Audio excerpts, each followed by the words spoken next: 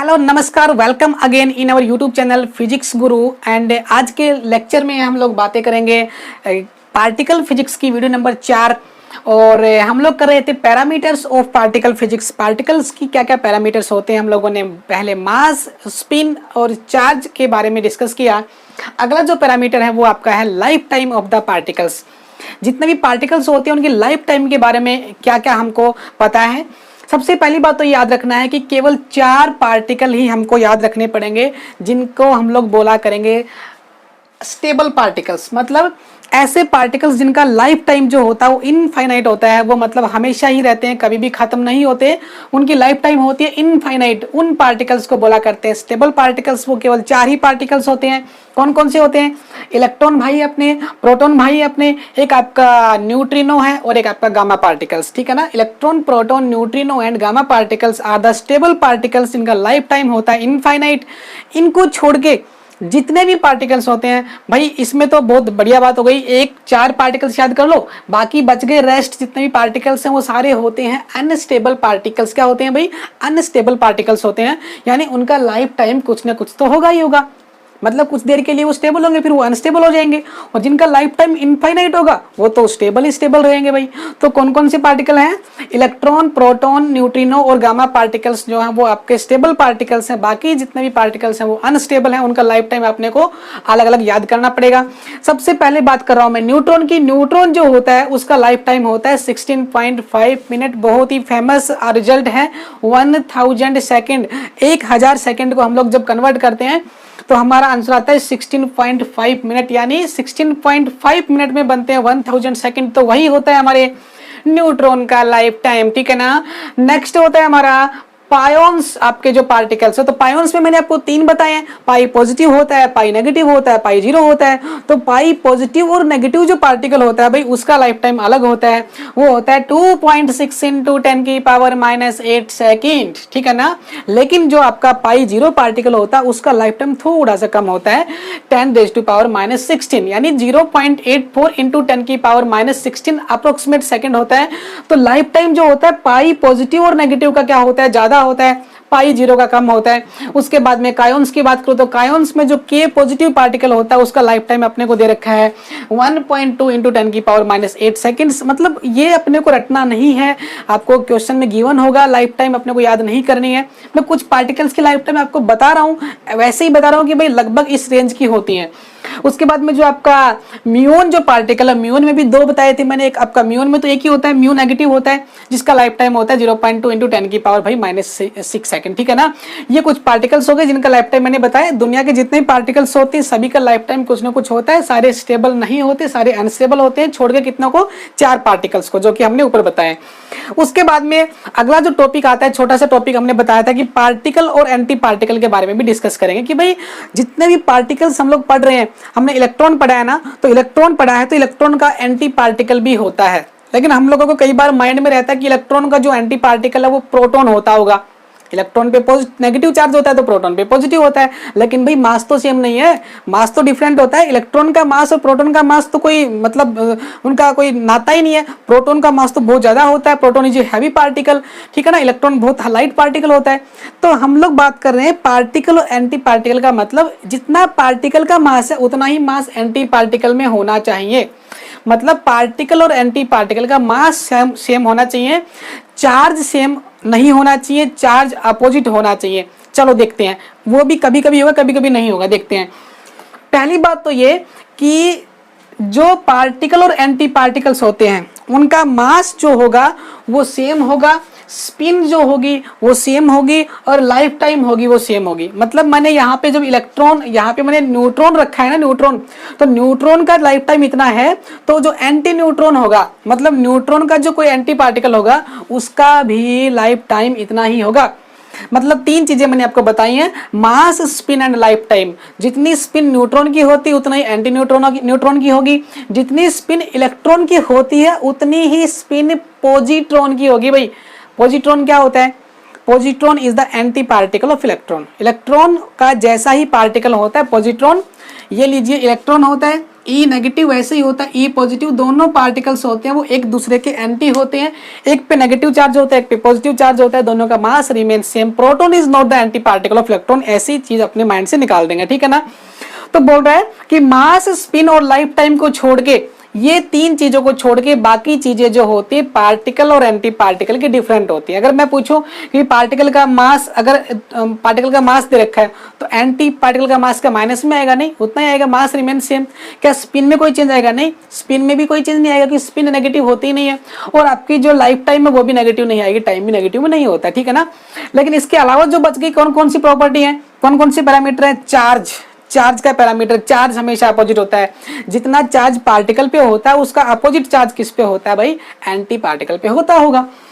उसके बाद में मैग्नेटिक मोमेंट नाम की चीज हम लोग आगे चल के पढ़ेंगे कि किसी पार्टिकल का मैग्नेटिक मोमेंट इतना है तो उसके एंटी पार्टिकल का मैग्नेटिक मोमेंट उससे अपोजिट मिलेगा, मतलब प्लस है तो माइनस मिलेगा, ठीक है ना। ऐसे आपकी एक हेलिसिटी, एक नई चीज और पढ़ेंगे पैरामीटर, अगला पैरामीटर हेलिसिटी। तो हेलिसिटी भी, अगर किसी की हेलिसिटी +1 है पार्टिकल की तो एंटी पार्टिकल की -1 मिलेगी, अपोजिट होती है। अगर पार्टिकल की -1 हो गई तो एंटी पार्टिकल की +1 मिलेगी, ठीक है ना।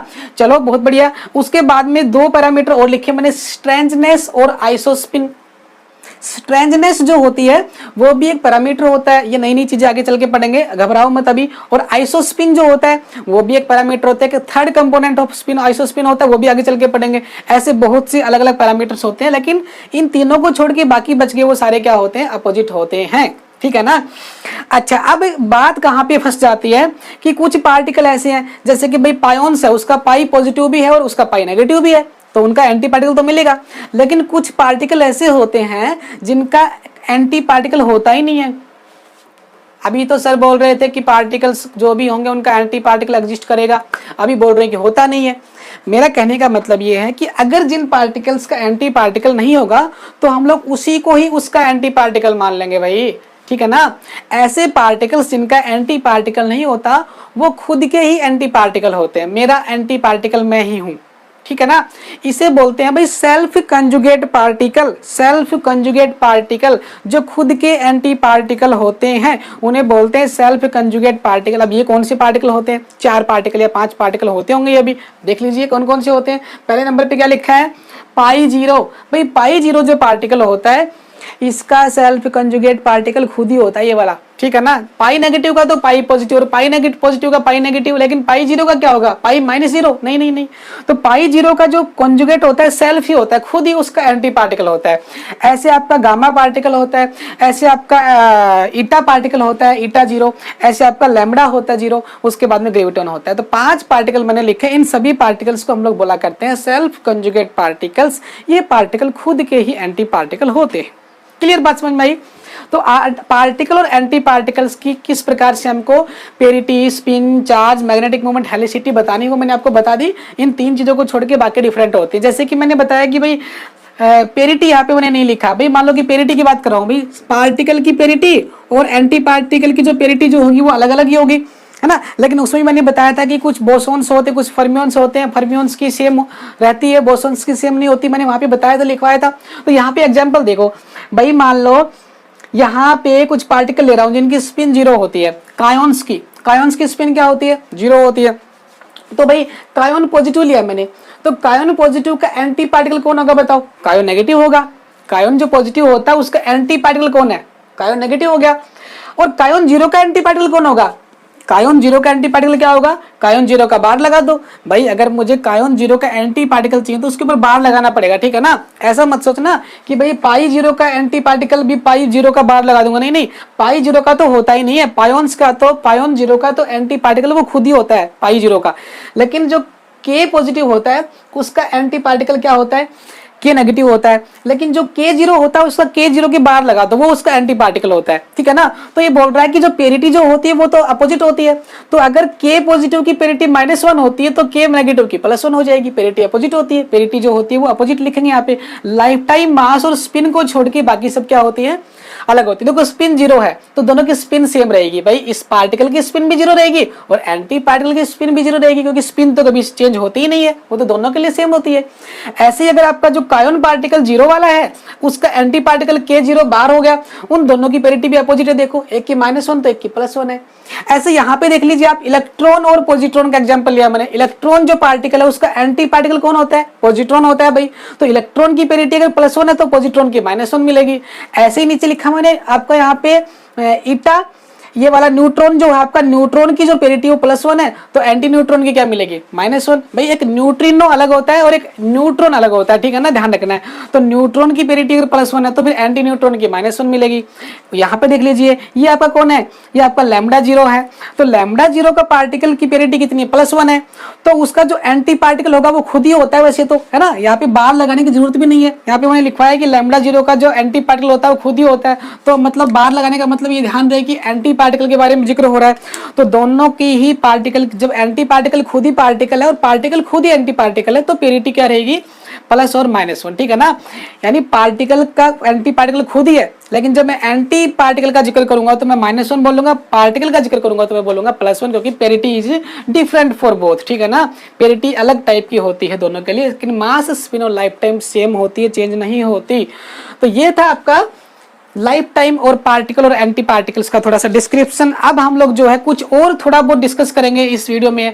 मैग्नेटिक मोमेंट और हेलिसिटी के बारे में डिस्कस करते हैं, फिर हम लोग आएंगे क्लासिफिकेशन ऑफ पार्टिकल। चलिए अब हम लोग जो है अगली पैरामीटर की बात कर लेते हैं। अगला जो पैरामीटर हम लोगों ने डिस्कस करना है हेलिसिटी और नेक्स्ट आपका है मैग्नेटिक मोमेंट। दो पैरामीटर आज हम लोग और डिस्कस करेंगे। सबसे पहले अगर मैं हेलिसिटी की बात करूं तो जो हेलिसिटी का मतलब होता है, helicity is given by the projection of particle spin along direction of motion. अगर मान लो कि पार्टिकल जो है किसी एक पर्टिकुलर डायरेक्शन में जा रहा है तो उस पार्टिकल की जो डायरेक्शन ऑफ मोशन जो है उसके अलोंग उस पार्टिकल की स्पिन का कौन सा कंपोनेंट प्रोजेक्ट हो रहा है, ठीक है ना भाई। स्पिन जो होती है पार्टिकल की उसका कौन सा कंपोनेंट जो है पार्टिकल की डायरेक्शन के अलोंग जो है उसके ऊपर प्रोजेक्ट कर रहा है, उसे हम लोग बोलते हैं उसकी हेलिसिटी। तो हेलिसिटी को डिफाइन किया मैंने H = S.P upon P vector का मैग्नीट्यूड और S वेक्टर का magnitude, where P is the momentum vector. मतलब मोमेंटम का मतलब जिस डायरेक्शन में पार्टिकल आ रहा है उसी डायरेक्शन में उसका मोमेंटम का वेक्टर हमने ले लिया, और S जो है उसका स्पिन वाला वेक्टर है, स्पिन का जो कंपोनेंट है वो वाला है। उन दोनों के बीच का जो एंगल है वो हमको लेना है। अब देखिए मान लो कि भाई अलोंग द डायरेक्शन का मतलब ये हुआ कि हो सकता है कि जो पार्टिकल जो है वो S और P की सेम डायरेक्शन हो, मतलब जो स्पिन ऑफ द पार्टिकल है यानी स्पिन का जो कंपोनेंट है वो वाला भी, और मोमेंटम जो है वो सेम ही डायरेक्शन में होंगे तो उनका एंगल क्या होगा? 0 डिग्री होगा। और अगर हम इसको ओपन करेंगे तो S.P को हम लोग ओपन कैसे करेंगे? SP cos ऑफ थीटा, और एंगल 0 होगा तो cos 0 कितना होता है? 1 होता है। तो वो आपका हेलिसिटी जो आपकी क्या आएगी? पॉजिटिव आंसर आएगा, क्योंकि नीचे तो मैग्नीट्यूड है, नीचे तो प्लस ही रहने वाला है, तो इसका मैग्नीट्यूड है वो क्या आएगा? पॉजिटिव आएगा। अगर दोनों पार्टिकल की जो स्पिन वाला कंपोनेंट है वह पार्टिकल का और उसका मोमेंटम उनकी डायरेक्शन क्या हुई? अपोजिट हुई, तो आपका एंगल कितना होगा? 180 होगा। और 180 होगा तो यहाँ पे आप पुट कर दोगे SP cos ऑफ 180 डिग्री, और cos 180 कितना होता है? -1 होता है। नीचे वाली क्वांटिटी तो पॉजिटिव रहेगी क्योंकि मैग्नीट्यूड में है, तो ये वाला आंसर आपका नेगेटिव आ जाएगा। तो हेलिसिटी आपकी या तो पॉजिटिव हो सकती है या आपकी नेगेटिव हो सकती है। मतलब दोनों का कंपोनेंट जो या तो ये वाला कंपोनेंट लेना है या फिर ये वाला कंपोनेंट लेना है, वर्टिकल वाला कंपोनेंट नहीं लेना है, अदरवाइज हेलिसिटी आपकी 0 हो जाएगी cos 90 से। तो हेलिसिटी होती है दो टाइप की, या तो पॉजिटिव या नेगेटिव, मतलब +1 या -1, ठीक है ना। अब देखो फॉर लाइट पार्टिकल्स के लिए हेलिसिटी को डिफाइन किया गया, मतलब जो पार्टिकल्स लाइट पार्टिकल्स होते, हल्के पार्टिकल्स होते, उन्हीं के लिए ही हेलिसिटी का ये फॉर्मूला वैलिड होगा। हैवी पार्टिकल्स की जो हेलिसिटी होती है वो डिपेंड करती है फ्रेम ऑफ रेफरेंस के ऊपर, ठीक है ना, ज्यादा नहीं सोचना है, छोड़ दीजिए। अच्छा अब बोल रहा है कि एक हमने पार्टिकल लिया न्यूट्रिनो पार्टिकल, ठीक है ना, ये क्या आपका न्यूट्रिनो पार्टिकल है। तो न्यूट्रिनो जो पार्टिकल है उसकी हेलिसिटी अगर -1 होगी तो जो आपका एंटी न्यूट्रिनो जो होता है उसकी हेलिसिटी क्या होगी? प्लस होगी, क्योंकि ये वाला एंटी पार्टिकल है। क्लियर बात समझ में आई? उसके साथ साथ में आपको ध्यान रखना है नेक्स्ट आपकी प्रॉपर्टी आपकी मैग्नेटिक मोमेंट, ठीक है ना। मैग्नेटिक मोमेंट सिंपल सा छोटा सा टॉपिक है भाई। मैग्नेटिक मोमेंट का मतलब होता है मैग्नेटिक डाइपोल मोमेंट, जो हम लोग बचपन में पढ़ते हैं। मैग्नेटिक डाइपोल मोमेंट म्यू, वो होता है आपका mu = number of turns into current into area. किसी करंट लूप में करंट फ्लो कर रहा है सर्कुलर लूप में, तो उसका मैग्नेटिक डाइपोल मोमेंट कितना होता है? NI, वही वाला है। तो यहाँ पे कोई पार्टिकल जब घूमेगा ऐसे किसी के एक्सिस के अराउंड घूमेगा या खुद के एक्सिस पे घूमेगा तो उसके पास दो टाइप के मैग्नेटिक मोमेंट होंगे। एक होता है ऑर्बिटल और एक होता है स्पिन। जैसे हम लोगों ने वहां पे सीखा था, स्पिन भी दो टाइप की होती है, खुद की एक्सिस की वजह से, दूसरे की वजह से। तो जो मैग्नेटिक मोमेंट होता है वो भी दो टाइप का होता है, एक ऑर्बिटल वाला और एक स्पिन वाला। स्पिन वाला तो खुद का और ऑर्बिटल वाला दूसरे का।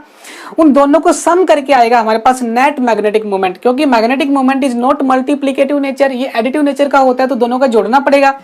तो हम लोग अगर याद करें कि न्यूट्रॉन और एंटी न्यूट्रॉन जो है आपका, न्यूट्रॉन जो पार्टिकल होता है उसका जो मैग्नेटिक डाइपोल मोमेंट होता है -1.91 इंटू म्यू1, और आपका जो एंटी न्यूट्रॉन होता है उसका उससे अपोजिट आएगा पॉजिटिव, प्लस का 1.91 म्यू1, ठीक है ना। और यहाँ पे जो म्यू1 जो होता है ये मैग्नेटिक डाइपोल मोमेंट का जो कांस्टेंट होता है वो हम लोगों ने पढ़ा हुआ है, म्यू1 is equal to EH/4πmp। E आपका इलेक्ट्रॉन पे charge, H Planck constant, 4π constant, mp is the mass of proton या मास ऑफ न्यूट्रॉन, आप जो चाहे ले लीजिए, दोनों लगभग बराबर होते हैं, ठीक है ना। तो ये आपका नॉर्मल सा डिस्कशन था मैग्नेटिक मोमेंट के बारे में। मैग्नेटिक मोमेंट निकालेंगे तो दोनों का सम करेंगे, पेरिटी में आपको मल्टीप्लाई करेंगे दोनों को, और ये आपकी हेलिसिटी। तो ये दो हम लोगों ने पैरामीटर और पढ़े। अब हम लोगों को जो है पार्टिकल्स की क्लासिफिकेशन पे जाना है। पार्टिकल्स की क्लासिफाई करेंगे मास के बेस पे, उनकी इंटरेक्शन के बेस पे, और डिफरेंट उनकी टाइप्स के हिसाब से उनको अलग अलग कैटेगराइज करेंगे और पार्टिकल्स की स्टडी करेंगे। तो आज की वीडियो लेक्चर में इतना ही। अगले वीडियो लेक्चर में हम लोग फिर से हाजिर होंगे, तब तक के लिए आप जुड़े रहिए। आप सभी का बहुत बहुत thank you. Have a nice day.